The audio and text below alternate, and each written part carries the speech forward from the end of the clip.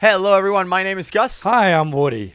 Today, I didn't see this coming because I've seen this channel, Good Mythical Morning, for years and years and years and years. There's something I before you get into it, I've been holding out, and I'm I don't want you to interrupt feel bad. my flow. Go ahead. Don't feel bad, okay? I mean, seriously. But Orca Torch, they gave me one of these, pink, my color, Yeah. brand new light, and I just wanted to show it's so awesome. I feel bad. I do feel bad. I know. They send me two. I don't understand. What? They send me two orange ones. No, this is before they came out. I've had them already, and anyway, I'm not bragging. I just right. I had. Okay.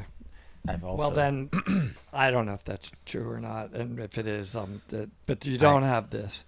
This is something somebody made for me. Mike Young made me a cover for my Go. Do you have that? Did anybody send you one of those? No. So I do have this. Okay. That's it. That's the opening. That's all I wanted to tell everybody. I got a pink light, and apparently. Anyway, go ahead. I thought. Okay. All right. I thought I would. Let me get back to it. So Rhett and Link are the guys from Good Mythical Morning. I've been watching these guys forever. They do a lot of like food tasting challenges where you either taste some food and then try to guess what country's from, or they taste like super inexpensive to super expensive food and try to figure out which one is the expensive one, or branded food versus generic. Things like that. There's a lot of food challenges. And sometimes when I watch the videos, I wonder how we would have tackled those things. But is it what it has? Is the word diving come into this at all today? Apparently, one of them went diving, Red, and something happened. So this was another suggestion from one of our viewers. They just didn't know that I'm a super fan of Red and Link, and would love to take him diving. So, Red, if you're watching this, let's go. Okay. We would love to. Sure you have? Okay. I went scuba diving in a pitch black cave. They all are. They all are. I don't know any of that. That's our Welcome to first Mythical More. Yes. You're back. So, I mean, survived. Whatever cave you were in. That's what I texted my wife right after I got out of this cave. That you survived? Let's see what cave you went Well, to. because she was worried, as wives tend to be. Yeah. Okay. Were you worried? Yes, and I'm going to tell you about that. Oh, really? So, I was in Mexico, That's what I Tulum, guessed. to be exact. Never been there, Okay. but Tulum sounds.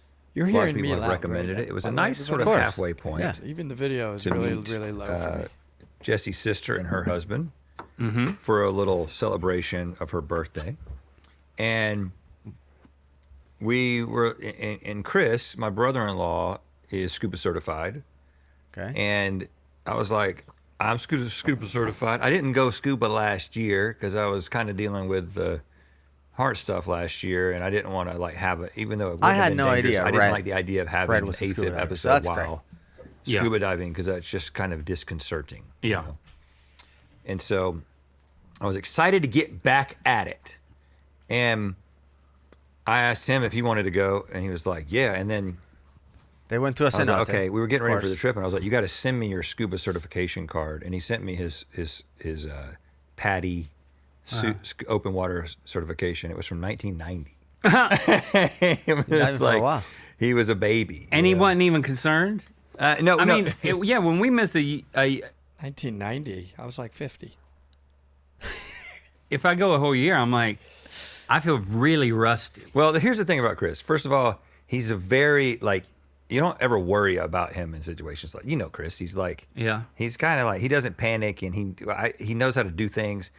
His last dive was in Costa Rica in 2014, but they asked all these questions and they were like, okay, well, what we're gonna do is we're gonna get in there and we'll do a little refresher with you guys in the before we go into this thing. So I was looking up possible dives in Mexico. And so when you're on the Yucatan Peninsula, which is where like Cancun is, and then you got Tulum south of that. So that's like the eastern side of Mexico, that big peninsula Mainland. where the meteorite hit. Asteroid. That or the meteor hit and became a meteorite, I guess. Wiped out the that ended dinosaurs, made that dinosaurs. incredible channel. Oh, Yep. That's the theory. okay. And No, that we know. but that. anyway, and now there's water in it, and you swim in it. I don't know if the crater is actually related to this, but it's just Actually, I've talking to oh god, I just blanked. Robbie, yeah. Robbie, and he said that the crater is part of what's splintered. It's not Make all just the that caves. it made the channel in between Cancun and Cozumel. Cozumel's an island. It's splintered and it fractured the underground, literally fractured. Yeah. And caves are everywhere. Yeah, we talked about this. It's like when a rock or something hits glass and the glass goes in all directions like a spider web. That's what the caves. Robbie's theory is that's where the caves form is because of that impact. And to answer Link's question about whether that crater is full of water, is actually not a crater. Is the ocean. It's splitting mainland Mexico from Cozumel. Exactly. And somehow, even though you are. Like you can see Cozumel, like we were there for New Year's one year, and you can see the fireworks on the mainland. We were in Cozumel, and you can see the fireworks going on in Cancun and whatnot. The diving is so much better in Cozumel than Cancun. I've been diving in Cancun and Cozumel, and it's like two different worlds. Like if Cozumel is, let's just say, 8 out of 10 in quality of diving, Cancun is like a 3. Agree. And it's unbelievable. You can see it. It's over there. Oh, it's over there. It's way worse. And the currents are different. Yeah. It's amazing. just you've been in a cenote before. Have you seen a cenote before? No, I haven't. So these are these beautiful underground rivers. It is fresh water, and the Mayan people, it was very important in the Mayan culture throughout history.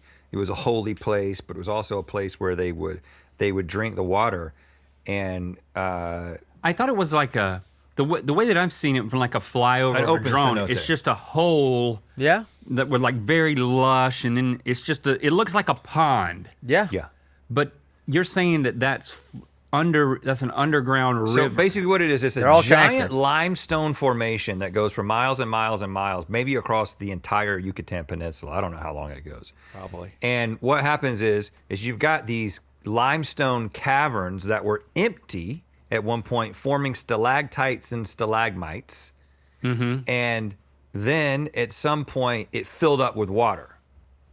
And then parts of it, once it filled up with water, collapsed and created openings that you're seeing from the top. In fact, the place that we went is called Dos Ojos, which is 2 eyes. Been there. And that is because Two holes? There was a guy looking at it from a helicopter, and he saw the 2 openings and then like a little like smiley face of trees or whatever. And he was like, oh, 2 eyes, Dos Ojos. And so that was what they named this one. And I was looking at the possible dives. And one of them, and I was like, I thought you had to be Cave. advanced or cave certified to go into a cave. And I was like, I don't want to go into a cave. I want something that's open water. So in scuba diving, you got open water certification, which is like you've just learned how to scuba dive and you've done some training. That's what I have. You can go to a certain depth, like maybe 60 feet. I don't know what it is. Yeah. Good. The actual rule, by the way, this is not a law. There's no law in scuba diving. Even here in the U.S., you don't even have to be certified to go diving. Like, it's not illegal to go diving if you're not certified. But most operators, which is the right thing to do, require you to be actually certified in order to go diving. But when it comes to cave diving, the rule is not that you have to be a certified cave diver to go in. That's not the only rule. It's you have to either be a certified cave diver or be with a cave diving instructor, because you cannot become a certified cave diver if you don't dive caves, and you're diving caves before you get certified. So you're technically not a certified cave diver, but you're with an instructor. So when you're doing your training, which takes days and days and days, you're actually doing cave dives, legit cave dives, without being a certified cave diver for a while. Yeah, and I thought you were going to go into this.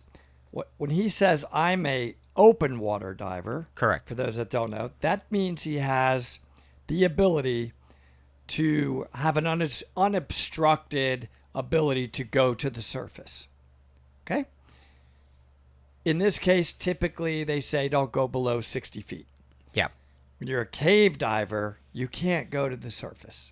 You're in a cave that's flooded.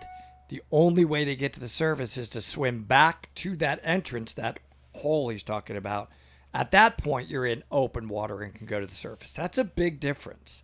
Huge. That's not a subtle difference. One, you can always go to the surface. Yeah. The other one, you can't go to the surface. Yeah. And that's a big difference. The reason why I added my comment too is because I don't want people to jump in the comments and be like, oh, he went in a cave without being certified. Yeah, everyone training to become cave certified goes in a cave without being certified, but the difference is they're going with a cave diving instructor and it's part of the training. You're doing training. What they do in Mexico, and I don't mean to slam Mexico because this probably happens in a lot of other places too, is they take people in caves and they're not trying to train. It's just for entertainment. Like, you pay me, I take you in a cave. You don't have to be certified. Don't worry about it. You're with a cave instructor. But you're not really training to be a cave diver. You're just going in there, and it's a tour. I've done that tour. And they take people. They take people that are brand new divers. I did it years and years and years ago. It's a tour. Yeah. Typically, you go into a little bit of the cave section, but in the one I went, which in this area, there's a rope all the way around, literally a line, but it was it was so big it was a rope. They weren't taking any chances. It was like a rope, literally like a boat thick rope. Yeah, all the way around, and you basically made a circle in this area. But it was cool because you're like, wow, I am in a cave. I mean, there were stalactites right in this little section, so you get to feel what that's like. Yeah. Anyway, we beat this up. Let's do it. And but I looked at options for being able to do this open water certification, and they were like, you can dive in this cenote, and it's basically a cavern dive. And apparently the definition of a cavern is that you always have some light focal line to light. Okay. Correct. Which, by the way, turned out to not be true, which I will get to in a second. That's not good. It's dark. So we go to the, and I'm going to show you some pictures and video in a second, but I'm just going to tell you what we did first. That's great. The way that they have built these things, and interestingly, at some point in the past, because these cenotes were so sacred to the Mayan people, the Mexican government gave all of the cenotes back to the Mayan people. So the Mayan people, like the indigenous people, run all of the cenotes. You pay and you dive. It's on their land. And they do very well with this because people are constantly in there paying to dive and to snorkel. A lot of people just snorkeling like in the open part. Yeah. But then, look, so Jesse and I went snorkeling in one of these outside of, I think it was outside of Cabo, which of course is the other side of Mexico, but I think there's a cenote over there. Probably. And I saw people scuba diving, like there's a line like going into a deep dark cave, and they were just like, these dudes like going on this line and with their light, and I was like, oh, that's kind of scary. I'm a little bit claustrophobic, but I want to do that. That's what I meant. And so I was like, I'm going to sign myself up for it. And they were like, there are 2 lines that we're going to take. One of them, we're going to go into this thing and then come back. And then the other one, we're going to go and we're going to come up into a big air pocket. That's a bat cave. Whoop. And there's going to be bats all on the ceiling. That's awesome, dude. And I was like, yeah. And I was telling Chris, and Chris was totally down. He wasn't worried at all. But as we were so the guy who was our dive instructor, tour leader, was the guy who picked us up from the hotel. And so it's just the 3 of us. Oh, okay. Daniel, and a local guy. Well, he's from Mexico City, but local now. And he's telling us, and I'm like, so we're going to be able to like see light the whole time, right? And he's like, sure. Yes. Your light. Yeah. I was like, okay. You bring it. And then I was like, but there's like air pockets, right? We're not going that. I was reading about it online. I was like, we're not going that deep. And then there's like air pockets. There's places to like come up, right? He says, there's some places to come up, but the air is toxic. So he was like, you wouldn't want to breathe it because it's just this air that's trapped in this cave. And I think the guano from the bats has been going into the water. And he was just like, you just don't want to do that. Bat poop is literally everywhere. Yeah, you don't want to breathe that. But well, unless you're Mike Young, he looks to swim in bat poop. I hate to say this, but I think people think I have a PhD in bats. I don't. I feel like if there's bats in a cave, there's got to be an exit somewhere, right? The bats are not cave diving to get to the bat cave. So how are they flying in? I mean, it could be through a little hole, though. Correct. It could be like a crack that is not that big, and that's how they're flying. But there's got to be an exit to the surface to where the bat cave is. So, yeah, maybe you do have a PhD. Figured that intelligent thing out. I know. That's people brilliant. think all the time. We get thousands of emails every day. There had to be a way for the bats to get in? What school did you go to get that PhD? Because that's complicated. That's like physics that you figured that out. I know, it's amazing. That's right? pretty awesome. I sometimes blow my own mind. That is a I think of intelligent things comment. like that. Thank you. Do that. He's like, in order to have an access to an air pocket, it has to have access to the outside in order for us to go. He knew it too. He So must have the same I had PhD. on my watch because I was going to use my watch as a dive computer, which I did. And Which one?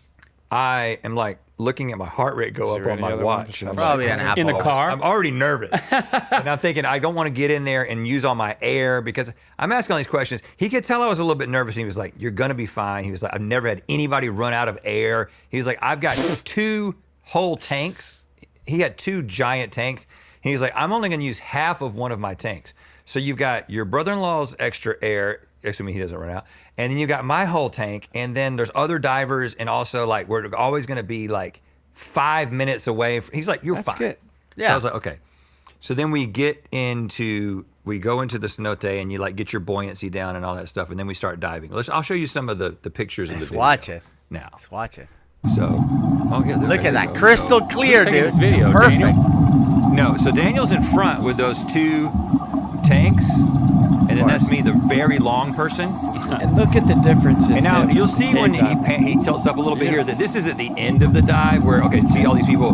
This is like the Look at the difference, like you mentioned. I don't want to do that The because cave I'm gonna diver- get beat out. But look at the no, difference. but like you see the difference on frog the cave kicking. diver, and look at everyone else in the distance. This guy's vertical. This guy's vertical. That person is vertical. and the kicks. Watch the kicks. yeah, of the yeah, guy behind him. and the kicks as well. But what I was saying is, one of the things I wanted to point out in this scene is, number one, there's a line. So in case nobody saw it, there's a line in there, even though there's light.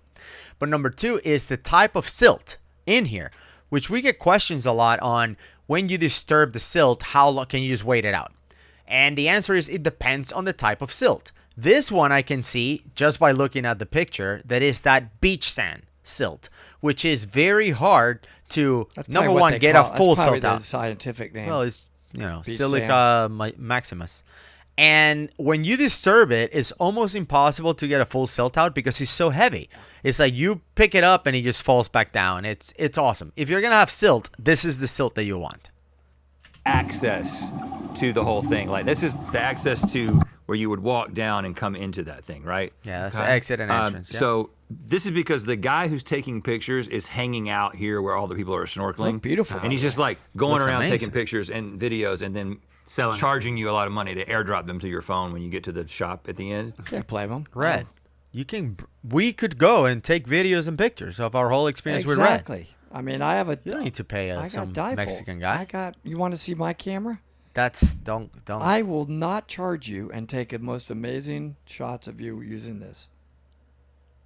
God, yeah, I thought we had a chance, and now you just did that. They're You know what's scary? They're perfect.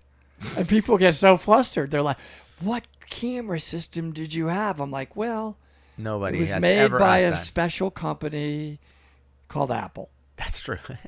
And I was like, yes, I'm going to talk about this on my show. So please give me those. What we can watch? Okay, so here's a. Oh, this is let a little me see. bit dark, deeper into the cave. There, but he it's gave us that It's light. a nice thrill. Are you under a big fish?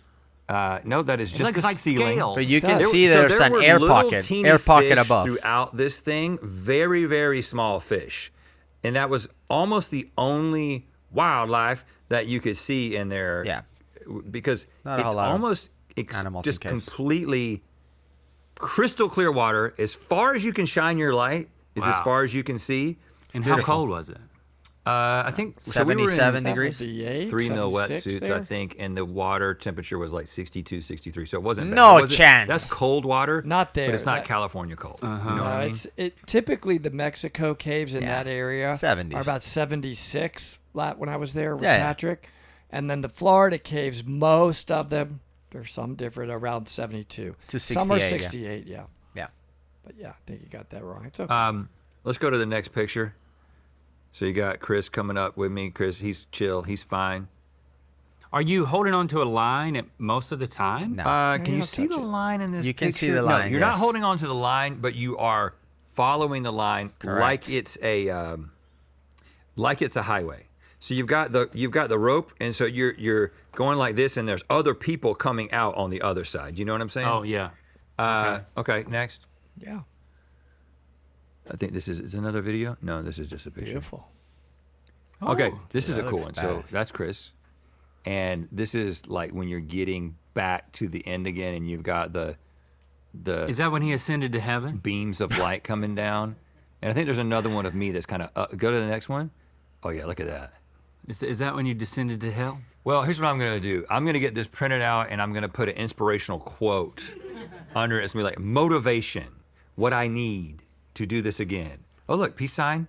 Oh, you gave the peace sign to the photographer? Yeah, I did lots of signs, and course. this is the one that That's I awesome. chose.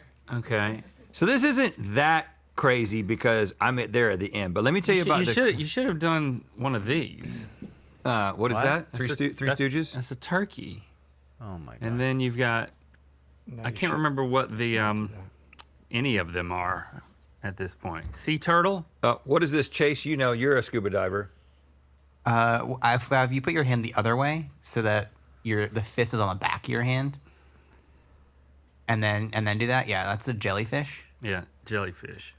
And then if you lose the fist, then it's an octopus. There you go. I would And say you jelly- do this. swim. And, Yeah, it- no, and the what, jellyfish. If you do what- this. this is a turtle. That's a I squid think it's over a on shaka. the guy doing this one. Squid. There's something with a turtle. Let's see. I'm gonna show the other video if we've got that, Turtle and then I is will. this. You know what's Usually. funny though? This is turtle. Yeah. You know what's funny is when I'm sure you've done this. Don't say you've never done it because I know you've done it. But isn't it funny when your dive guy tells you to see something and you're like, what? And then he's like, right there, and you're like, huh?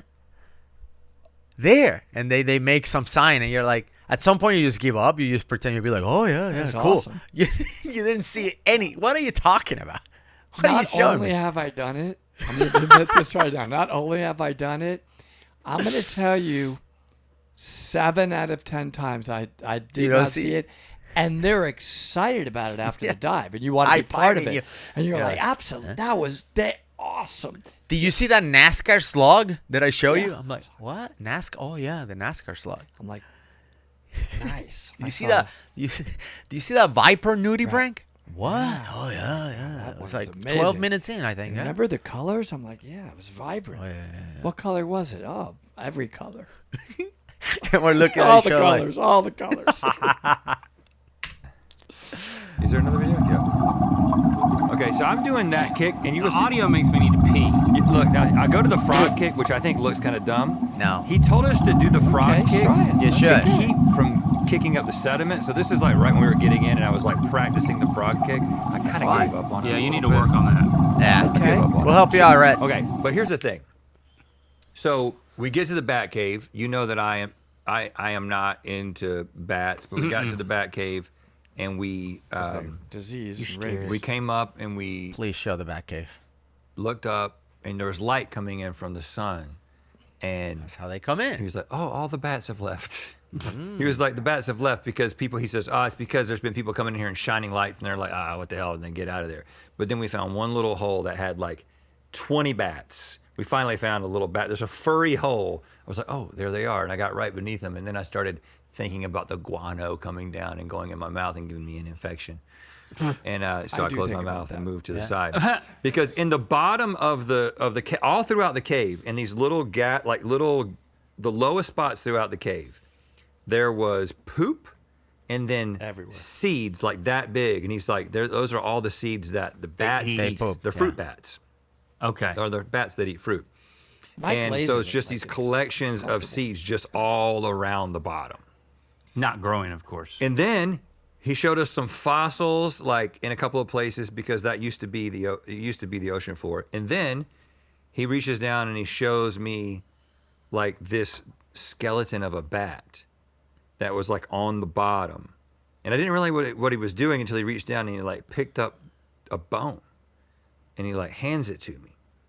I'm like, what is this? And then I pick it up. I was like, oh, it's a bat bone. I put it in my That- wetsuit. Now you're going to hand it to me. I put it underneath my wetsuit to be like, I'm gonna take this bone with me. Yeah, good luck Probably with not that. supposed to do that, but it's a bone. It's not. You can't touch the rocks, and you can't take any of that with you. But he handed you a bone. Handed me a bone. I put it in there, And then when we got out of the dive, I forgot about it. So my backbone is just out there somewhere. I've totally lost it. What were you thinking you were going to do with the backbone? I was going to frame it in a thing. I was going to put motivation underneath it. You could have put it. You could have put it on the picture of yourself. Yeah, I would do. I mean, I'd do a little necklace. I'd have a little backbone necklace. Now, not great. So I will say there was one time that I got a little uneasy, and that was he could see that we were after our first dive. He was like, "You guys are like really good. Like your buoyancy is." We got because we were only like 20 to 30 feet the whole time depth, and you know how you can like set your buoyancy, then you control your buoyancy completely with your breath. Yeah, correct. And you're not like using your BCD. So that's what I was doing. Very good. And so we were like, you would like kind of rise. I mean, it's so cool. Like I highly recommend scuba diving because you're like flying through this thing. Yes. It's like, it feels like you're in space, and you can like see this guy in front of you with these two lights. He had giant lights, Daniel did, so we could see everything. Yeah, I love and you it. feel like you're in the abyss, you know? The movie? Yeah. And but then he's like, okay, you guys are doing good. He's like, I'm going to take you down this little, we're going to go into this cave. He said that, and I didn't really understand, but we went into this thing and like went kind of around a corner and went for a little bit longer. And I'm like, look, I'm like, this, I don't know. We're on the line, so we're fine. And then he's like, he like stops and he like gets our attention. And then he's like, points at the light and he's like, cover it. You know, cut the light off. We turn all three of our lights Pitch off. black. No, first of all, he was like, grab the line, Hold the grabbed line. onto the line. And then we turned our Very lights good. off. Total darkness. Nothing. The complete darkness. I and love like that. my heart rate immediately went up. God, I love that. Because I was like, I started thinking about if you were by yourself, like let's just say Wait, the things you're thinking about down there. No, you're not supposed to think at all. Well, when I was a kid, at least I don't. When I was a kid, we went to this place called Radium Springs, which was a natural spring in Georgia. And my dad used to say, there's crazy guys that scuba dive in those caves and they die all the time.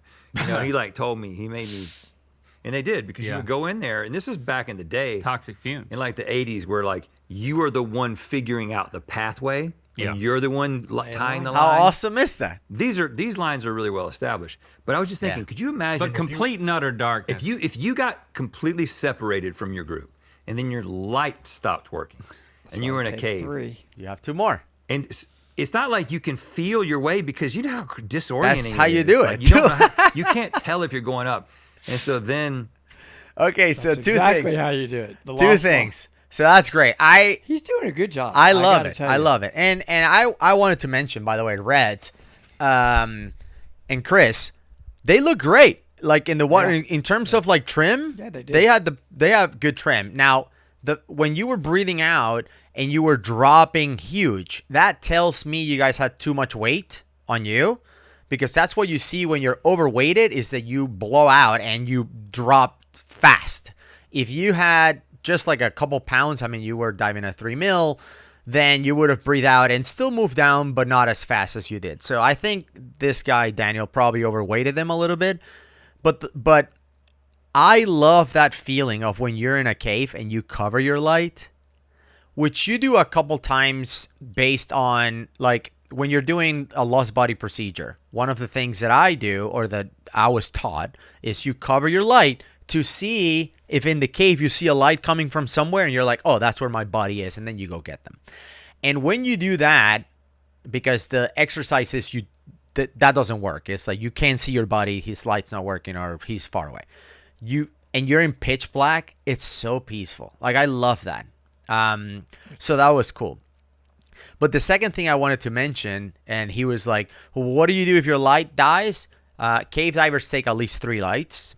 Right, for that reason, if primary light dies, and while you're deploying the second light, which by the way, there's a procedure for that, you drop it and it goes 1,000 feet or into the muck, and you lose it, you have a third light, and your body has 3. And like we have so many lights when we go cave diving. But number 2, if your lights, not that they don't work, but there's a full silt out, yes, you feel your way through it. even if when you have a scooter, you're feeling your way through it, which is how I ended up with almost a concussion when I was doing my training for DPV cave with Ed, and he was adamant about safety and covering your head even if you had a scooter, which I wasn't doing very well, and he kept on ramming my head with the tip of his scooter to show me that I wasn't protecting myself right until I did it right. So thank you, Ed, for that, because it was good training, right? That's how he showed you that you have blind spots as you're protecting yourself. But yes, Rhett, to answer your question, we do it by feel if your lights don't work. And we do a lost buddy procedure. We literally have no light. We do a lost line, not just lost buddy, lost line. Yep. All your lights are dead. For some reason, you have and no you don't know buddy, where the line is. And they have no line, and they have no light, and you lost the line.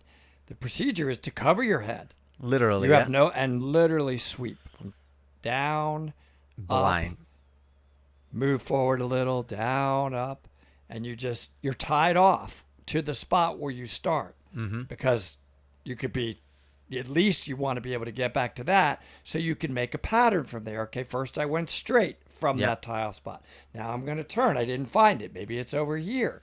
Okay, didn't find it. I'll go back to that starting point. Go this way. And it's very effective. Yep. Almost everybody I've ever watched doing it does find the line by following this procedure. Yeah, by feel. It's a pretty cool. I love it. By feel and by returning to that starting point. Yeah. So that you lost the line probably not that long ago. It's got to be somewhere within the proximity that you are. And I feel that there's something psychological about understanding there's a procedure to follow and having your brain focus on that procedure and executing those steps rather than panicking. Like you don't even have the mental space to panic when you have this procedure to follow. Like, okay, I lost the line and I'm blind, because they literally cover your eyes with a blackout mask. Okay, I'm blind. I don't know where the line is. Let me think. Okay, I'm going to go down, find a rock to tie myself, and then understand the cave. Like when I did it, I was following, it's called cave awareness. I knew that on the way in, the cave was going down in a incline there when they told me, stop, you lost the line. So I literally found a rock, tied my thing, and then I felt the floor of the cave, and I noticed that it was going down this way. So I'm like, okay, so that's the way in the cave. This is how I was going in, because they spin you up. Your instructor will spin you up and lose you, right? And I'm like, okay, so the cave is going in this way. And I remember that as I was going in, the line was on the right. So if I'm going this way, if the cave's going this way, I need to go forward until I run into the line, right? So that's what you mean. And you start with your line from a rock, so you're not going in circles and wasting time. You go in a straight line with your line. If you hit the cave wall, okay, well, the line is not beyond the wall. Reel back. Let me go another direction way and do it. But yeah, it's all by feel. And now when you do find the line, obviously you're not going to reel back. Okay. Yeah. At that point, you tie off, and you clip. And then you leave. You clip that line, and then you follow the exit, because you still don't have light. Remember, you found the line. This is what I was trying to describe. So you're holding the line, and now you follow that line one way or the other, either to the exit, which you're going to run into an arrow. You can't see. So maybe I'm going the right way to the exit. If you don't remember, if you don't have that awareness. Yeah. Oh, nope, the arrow is pointing the other way. Turn around, hold the line, and go out that way. Correct. And your line that you followed, you can go back and get it later. The volume just blasted. I don't know what changed. And then you can just follow the way to the exit and come back some other day to get your line back. Right? You don't have to. It's off again. Yeah. You don't have to get it right away. When you tied off your line, the reel, to the line that you found, you are tying that bolt snap pointing back to the rock right? Yes. To tie it back. Yeah, because you're going to come back and get it when you have a light or whatever. And that's it. That's how you find your way out. So there's more to the story of when you found the line, now what? Yeah, and I've been criticized. Just came blasting my ear off. Now it's back off. I've been criticized in the past because I've mentioned that I believe that if you can go through cave diving, even if you're not planning to become a cave diver and dive in caves, I think it will be really useful because it makes you a much better diver. And it's true. And people have said, why would you go cave diving if you don't have plans on doing that going forward? Because it makes you a better diver. It makes you more aware. Everything. Yes. And when you wreck dive after becoming a cave diver, your line procedures are way better. Yep. Because when you wreck dive, if you're going to penetrate the wreck, you kind of are in a cave again. Yeah. Right? So you use all those same line procedures. It's really awesome to I want people to comment below and tell me if you think psychologically having all those procedures is what helps us not panic. Because I think for pilots, for example, if something goes down, aren't they like checklist upon checklist that they have to go through? You don't have time to panic. It's like, where's the checklist? That's step number 1. Now I need to go through it. Yes. So, and by the way, I want you to know I fixed my ear. You have to just move the jack, not all the way in, but a little bit out. If it's all the way in, this is internal stuff. Okay, go ahead. By the way, that's to prove we're in the same place. He probably left the light off for maybe 30 seconds, and towards the last 10 seconds, I was like, I can't take this anymore. Oh, really? I was like, but I wasn't gonna be the one to cut the light back on.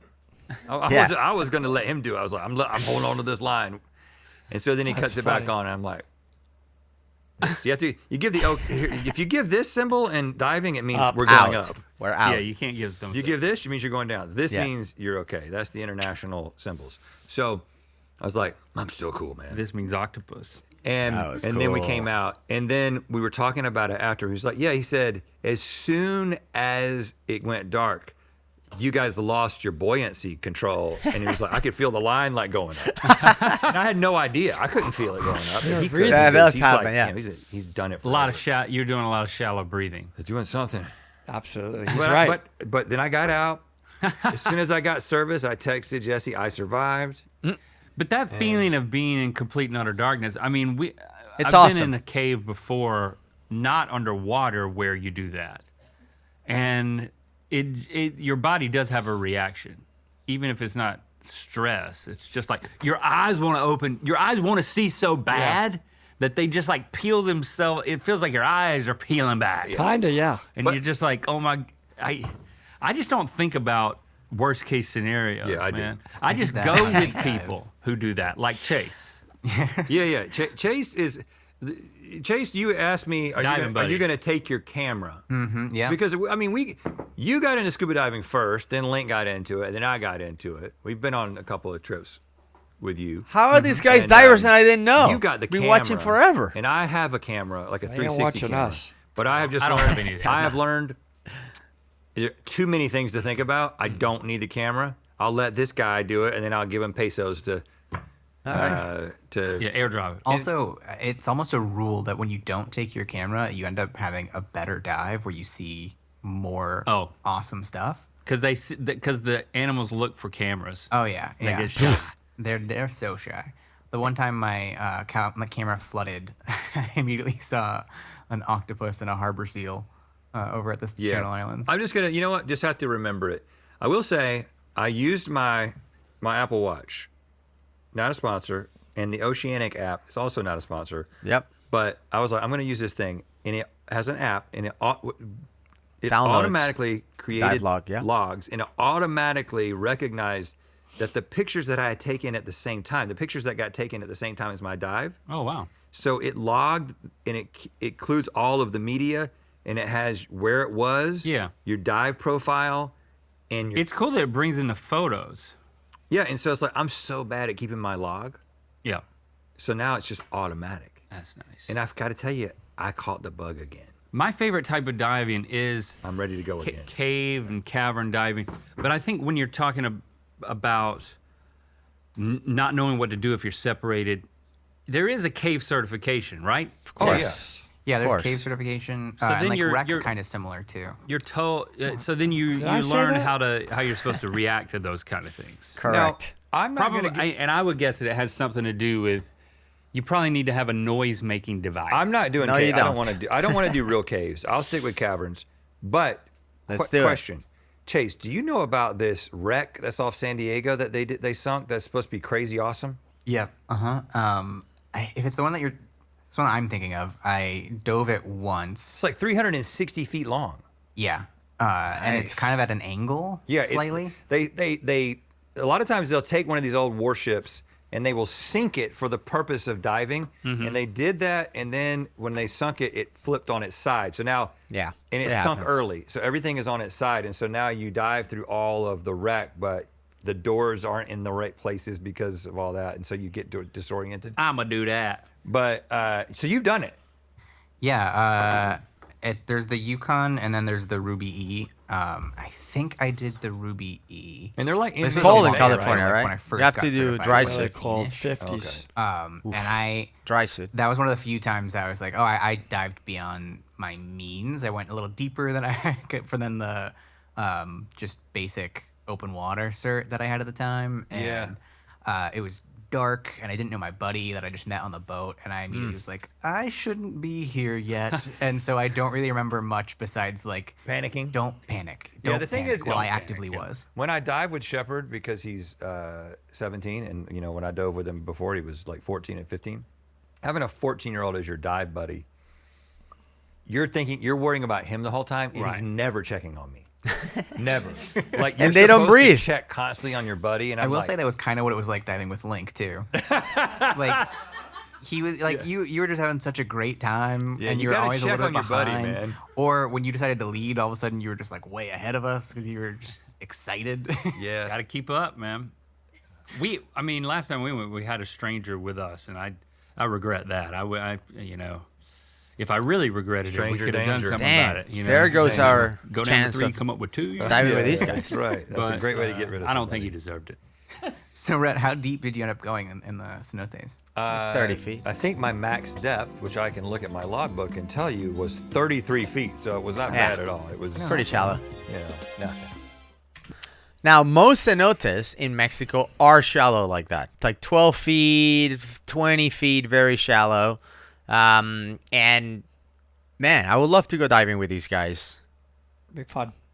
I wish they would reach out and we can make it happen. In San Diego, in Florida, there's caverns. Rhett mentioned that he likes, Link also mentioned that he likes caverns. Dude, we could do Genie Ballroom. We could do Paradise Springs. We could do Orange Grove, which has a cavern as well. And you get to go a little deeper, Some of these caverns, I think Genie Ballroom goes to like 40 feet or something. It's not very deep. Then Orange Grove, if you don't go to Lower Orange, will be like 50, 60 feet. And then Paradise Springs go to like 100 and something feet. So, and then you have Buford, which is a massive cavern, goes to 160. So there's these really big caverns in Florida, all gorgeous and crystal clear like the one in Mexico. However, like I said, the ones in Mexico are typically shallow, but you and I have been to some deep ones in Mexico. Robbie took us to such a beautiful cave. I think Yes. I think what's sticking out the most about this very enjoyable talk was I owe you some respect. Oh, I do. let's The hear it. fact that you have the most incredible PhD scientific mind that figured out there must be an entrance if the bat came in it's just I don't know how to years it must have taken you to get that PhD. Like the bat had to be able to come from the surface to inside the cave. I just don't think I could have gotten that. I couldn't have deduced that logic. Really good job. And on that terrible disappointment, I want to recommend that people check out our series in Mexico. This is twofold. Number one, so you can see a cenote that's really deep. That was like 200 feet deep. And number two, for people that say, do you guys ever film your dives? Go check it out. Especially the master class of dealing with a measuring tape that Woody put during that trip and in that cenote. So we'll see you on the next one.